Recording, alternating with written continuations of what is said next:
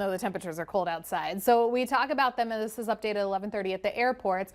Dickinson, just basically 1.9 inches of rainfall. Bismarck, an inch and a quarter. Minot, 8,500. Williston, 6,800. Some measly 3/100ths there in Jamestown. We look at some of the rain reports from Indy Dawn sites as well as the National Weather Service as viewers too.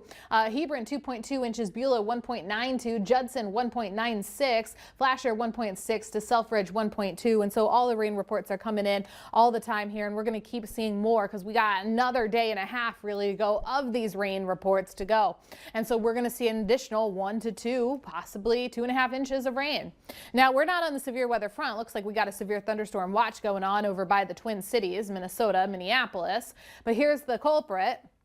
And I keep using that word because it's the reason why we're seeing several days of rain.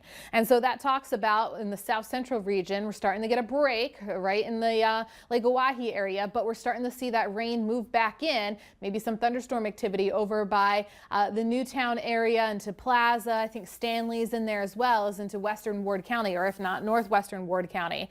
Starting to fizzle out just to the west of Elgin, but you know, it's still not letting up. Still plenty of still plenty of raindrops on the camera lens in Dickinson. But there's Stanley, there's Lansford. Nice round of showers and storms, so that'll up some of those rain reports here a little bit more.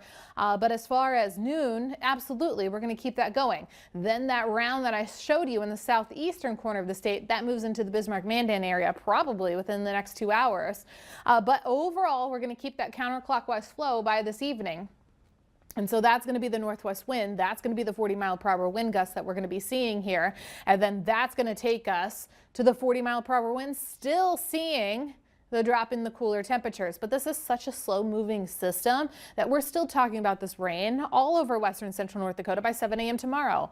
It won't let up until we go to eastern Montana in the afternoon hours, and then to western North Dakota as we go to the evening hours, and then finally for everybody else. And so that dry air will finally push in. This is still additional rainfall. The bullseye right along Highway 83, right between the interstate of 94 and then Highway 2, kind of right within that realm. So you're talking about like Washburn, Garrison being the middle of that. And so lesser amounts off towards Montana, but hey, very helpful here. Now the wind gusts have already exceeded 50 miles per hour in Buffalo. That's for the gusts. And so we're going to keep that going for western central North Dakota right through this afternoon, right into the overnight hours, rushing in all of that cooler air, and then through our Friday, where they finally do let on up. So once we talk about that 7-day forecast, Crystal, we'll get a break on Saturday, maybe bring in more showers on Sunday to a second system, then starting on Monday. I think everyone's going to be a little bit grateful to see the sun and maybe see a pause in the rain before it starts up again. But here's the kicker too. You got to watch out for frost and freezing potential on the weekend. Pull in those vegetables if you can. Yeah. Thanks so much, Heidi.